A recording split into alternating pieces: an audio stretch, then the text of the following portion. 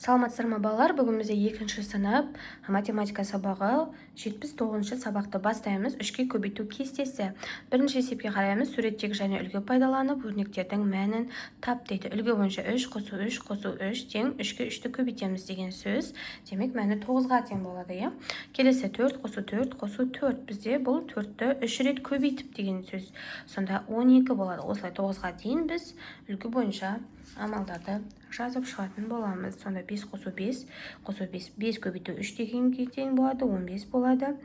Одан кейін 6 қосу 6 қосу 6 6-ны 3-ке көбейтеміз, 18. 7 қосу 7 қосу 7 7-ні 3-ке көбейтеміз, 21. 8 қосу 8 қосу 8 бізде 8-ді 3-ке көбейтеміз деген сөз, 24. 9 көбейту 9 9 қосу 9 қосу 9 бізде 9-ды 3-ке көбейт деген сөз 27-ге тең болады.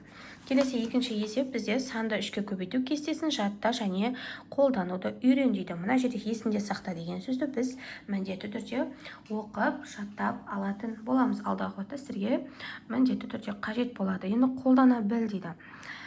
5 көбейту 3 тең 15-ке. Санды 3-ке көбейту кестесі бойынша, иә. Енді 3 көбейту 5 немесе 5 көбейту 3 болса да, 15 көбейтудің ауыстырымдық қасиеті бойынша, яғни орындары ауысып тұрса да көбейткіштердің, иә, көбейтудің мәні өзгермейді. Сонда енді көбейтуді бөлумен тексеретін болсақ, 15-ті бөлеміз 3-ке, 5-ке 3 болады, және 15-ті 3-ке бөлсек 5 болады. Өйткені көбейту мен бөлу амалдары өзара кері амалдар болып саналады екен. Бізде екінші тапсырмада осылай кестені жазып алсаңыздар болады. Немесе 3-ке 3-ті көбейт 9 деп тұр ғой, иә? Яғни ол екі жағда да 3, мына жерде 3 көбейту 4 тең 12 болып тұр. Мына жерде 4 көбейту 3 болса да 12 болады. Мына жерде 5 көбейту 3 болса да 15 болады, иә? Өйткені орындар ауысса да. 6 көбейту 3 тең 18 болса, 7 көбейту 3 бізде 21-ге тең. 8 көбейту 3 бізде 24, 9 көбейту 3 тең 27-ге тең болады, иә? Келесі бізде, яғни орындарын ауыстырсақ та мәні өзгермейді. Келесі бізде үшінші есеп, санды 3-ке көбейту кестесін пайдаланып кестелерді толтыр дейді. Мына жерде, яғни бос ұяшыққа мына сандарды қойып шығамыз. 3 көбейту 4, мына жерге жазамыз. 3 көбейту 5, мына жерге жазамыз деген сияқты. Алдымен біз дәптерімізге осы кестені сызып алсаңыздар болады. 3 көбейту 4 бізде 12, 3 көбейту 5 15, 3 көбейту 6 18, 3 көбейту 7 21, 3 көбейту 8 24, 3 көбейту 9 27-ге тең болады. Мінекей, және кестені толтырамыз. Келесі бізде бөлу амалы берілген, яғни кері амал. Кез келген санды 3-ке бөлсек, сонда 9-ды 3-ке бөлсек 3 болады, 12-ні 3-ке бөлсек 4, 15-ті 3-ке бөлсек 5, 18-ді 3-ке бөлсек 6, 21-ді 3-ке бөлсек 7, 24-ті 3-ке бөлсек 8, 27-ні 3-ке бөлсек 9 болады. Осылай жазып, немесе кесте қылып толтырсаңыздар да болады. Келесі бізде 4-ші есеп, мысалдарды шығар. Үлгі бойынша, мысалы 2 көбейту 3 тең 20 көбейту 3 тең 20 дегеніміз 2 ондық, иә, оны көбейтеміз 3-ке, сонда 2 3 көбейтсек 6 ондық болады. Ал 6 ондық дегеніміз бізде 60-қа тең. Келесі 600-ді бөлеміз 3-ке тең. 600 дегеніміз 600-дік, иә, оны 3-ке бөлсек, сонда 200 болады. 200-дік дегеніміз 200. Келесі бізде 30 көбейту 3, иә. 30 көбейту 3, 30 дегеніміз 3 ондық, оны 3-ке көбейтсек 9 ондық болады. Сонда 9 ондық дегеніміз 90-ға тең. 900-ді бөлеміз 3-ке, 900-дік болады. Бөлеміз 9-ды 3-ке бөлсең, бізде 300-дік болады. 300-дік дегеніміз 300. 30 дециметр көбейтеміз 3-ке, сонда 90 дециметр болады. 3-ті 3-ке көбейтеміз, 0-ді қосамыз, иә. 90 килограммды бөлеміз 3-ке, 30 килограмм болады. Келесі бізде 5-ші есеп. Есепті шығар. Асық ату жарысына 15 бала қатысты. Олар әр топта 5 баладан болатындай бірнеше топқа бөлінді. Жарыста неше топ қатысты дейді. Яғни қанша топ қатысқан білуіміз керек. Қатысты бізге 15 бала, әр топта 5 баладан, иә, енді қанша топ болғанын анықтауымыз керек. Ол үшін мына жерде бізде мысалы 15 бала болса, 5 баладан болса, 1 2 5 3 5, сонда бізде 3 топ болады. 15-ті 3-ке бөлеміз 3. Жарысқа сонда жауабы 3 топ қатысқан екен.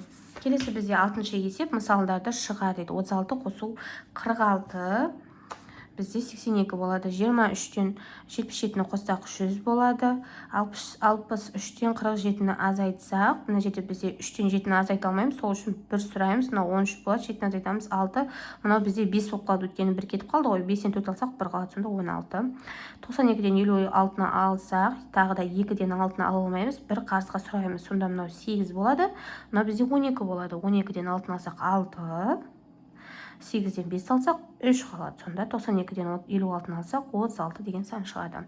Келесі көбейту 9-да 2 өтсек 18, 6-ны бөлсек 2-ге 3 болады. 18-ді бөлсек 3-ге 6, 21-ді 3-ге бөлсек 7 болады. Келесі бізде 7-ші есеп салыстыр дейді. 2 көбейту 3, 12 бөлу 3. 2-ге 3-ті көбейтсек бізде 6 болады. 12-ге бөлсек 3-ті 4 болады. Демек, мына жағы үлкені 6. 6 көбейту 3, бізде 18, 3 көбейту 6, 18, 2 жағы да теңе, тек орындар ауысып тұр көбейткіштердің. 14-ті бөлеміз 2-ге 7 болады, 9-ды бөлсек 3-ге 3 болады, сонда мына жағы үлкен. Келесі бізде 8-ші есеп теңдеулерді шешті, яғни x-тің және y-тің мәнін табамыз. X қосылған 47 тең 91, x табу үшін 91-ден азайтамыз 47-ні, x тең 44-ге шыққан мәнді орнына қойып тексереміз, яғни мына жерге. Сонда 44 қосу 47, 91 тең 91-ге екі жағы тең болады. 53 азайту y тең 27-ге y табу үшін 53-тен 27-ні азайтамыз, сонда y тең 26-ға шыққан мәні орнына қоямыз. 53-тен 26-ны алсақ 27 тең 27-ге екі жағы да тең болады.